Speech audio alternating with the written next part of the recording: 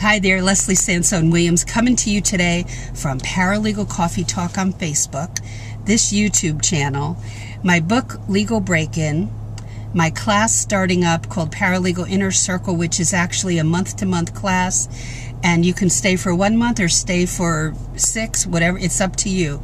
But there are 35 plus videos in that class, which amounts to over 7 hours of instruction for the practical side of paralegalism. So pre-registration for that class will be at the end of this week, and the class will be available to you on March 1st, all right? So we will have a private, exclusive Facebook group for you where we hang out, and I will do a live video where I will address your questions once per month. So let's get started on part 2 of this series, which is the paralegal job review process. Now, most law firms do not do reviews that I've worked for.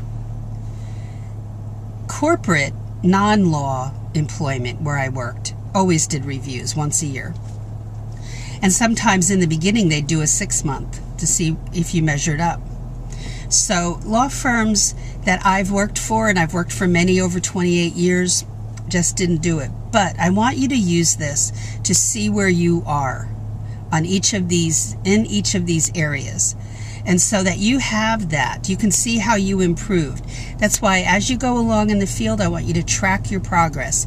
Track these areas. Have you improved with each of these areas? So probably by now you've already watched video number 1, part 1. Make sure you watch that, and this is part 2, and then we'll have part 3. All right, so we went through 1 through 4 in the first video. Now we're going to do 5, 6, 7, 8.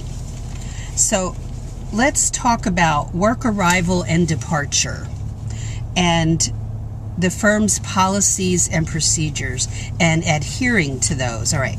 So, you know, we're supposed to get to work on time. If you're a person who's habitually late, that's got to change, because your reputation is built on this, as well as how well you work. But your reputation is built on your arrival and departure times. And arrival, if you're set to be there by 8:30 and you can get there 15 minutes early, I would do that. I would change up your schedule somewhat, unless you have, there's no way because of when your kids start school and all of that. But if you can juggle around that, I would, to get there 15 minutes early. Part of that is, yes, to look good, but the other part is to really get the lay of the land of your work day before the attorney comes in. And they usually, most of my attorneys came in at 9 or 9:30, so I had a good hour before they arrived, and that was crucial to me. So departure time, the same thing. If you have to work till 5, 5:30, I would leave 15 minutes to 20 minutes later than you're supposed to. That may stick in your craw. You may think, I'm not getting paid for that. Forget it. Just do it. You build your reputation on it. I'm giving you good, honest advice. So don't get caught up in that other nonsense of, they're not paying me for that extra 10 minutes. Stop. And I want you to know what you're doing here for the long haul. All right? That you're a loyal company person. So number 6, team mentality. Never go into this being an island. Don't, even if you're an introvert, don't sit off in a corner doing your work and never saying hello, never kibitzing with and talking with your coworkers occasionally, not overdoing that. Excuse me. Help a coworker if they need it, if you can, if they want it. The attorneys in ads will say they need a team attitude. So what do you think you should be saying in the interview? If they're asking for that in the ad, what do you think you should be saying when you get called for an interview? And even before that, and that's what I'm going to talk to you about in class. All right, so it goes a long way when you help each other out, and the attorneys do take notice of that. All right, so that was number 6. Number 7 is quality of work. How diligent are you in doing a good job on the legal documents? How you file? Do you hook things in the file? Are you organized that way? But your quality of work, is it superb? Do you feel that you should perform well? Or are you just doing the minimum? You got to change this up to do the maximum for your own head. that you are a person who will excel in what they do, not a person who only does what is required. So your quality of work should be primo, excellent. All right, so number 8, and this is our final one for today for this video, is your quantity of work. The way you get more done is to track it with a to-do list so that you can go, oh yeah, and you might, if you don't do that, you might do 8-9 things during a day and had, a lot of phone calls, and you won't even know what you achieved in the day. And if the attorney comes in and says, what did you do all day? You can post the to-do list and just go down it, and you see you've done like 15 things and you forgot about half of them. So write down, just put down on the to-do list that you have to call somebody, you have to call this client, and check it off when it's done.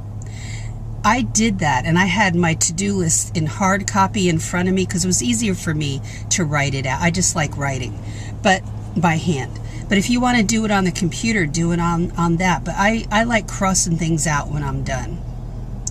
But I didn't erase it. On the computer, we're prone to erase it. Then I would put a line through it on the computer, okay? I want you to have proof for your own head as to what you're doing all day. Never mind the attorney. Like I said, they may pop in and say, what are you working on? They are allowed to do that. It's their cases, their business. So I want you to track everything you've worked on, and you'll show yourself what you've accomplished in a day. And then when if there is a review process, then you have all of this to show, right? It's no guessing, no wishing you had saved anything. It's all right in front of you. So that is it for today. This was part 2. And tomorrow we'll go over the last 5.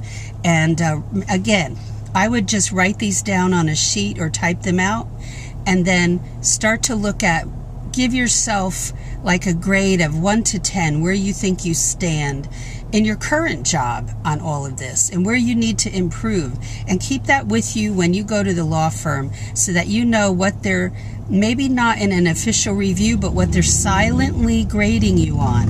And I wanted you to know that, all right? So have a great day. Don't forget to check out the links below. Go to my website, listen to podcasts there, and on the SoundCloud app that you can download, and it's under my name, and my name is the same as the website, Leslie Sansone Williams, but put a 1 after it, the number 1 for SoundCloud podcast app. Lots of good podcasts on the website and SoundCloud, and there's another place too called Castbox. And if you want to download that app and look for me there, it's either under my whole name or under Paralegal Coffee Talk. So lots of good things. You can listen in the car as you're driving around to just pump you up, give you more ideas about what this career is like, okay? But the class, Paralegal Inner Circle class, is a month to month. Go to the website. There's a tab up above called Paralegal Inner Circle Class Info, and then right below it is something called the wait list, and you can get on, and I will be sending emails out probably as right after I get home from doing this video. So have a great day. Thank you for being here. Like and subscribe. I don't want you to miss any videos, and hit the bell icon so that you get notified when the 3rd and final installment comes up and any future videos are uploaded, okay? So questions, comments, ask them below. Something that I haven't answered in all of these videos, or if I have, I can point you to it. So have a great day, and I'll talk to you in the next video, part 3. Stay tuned. Bye.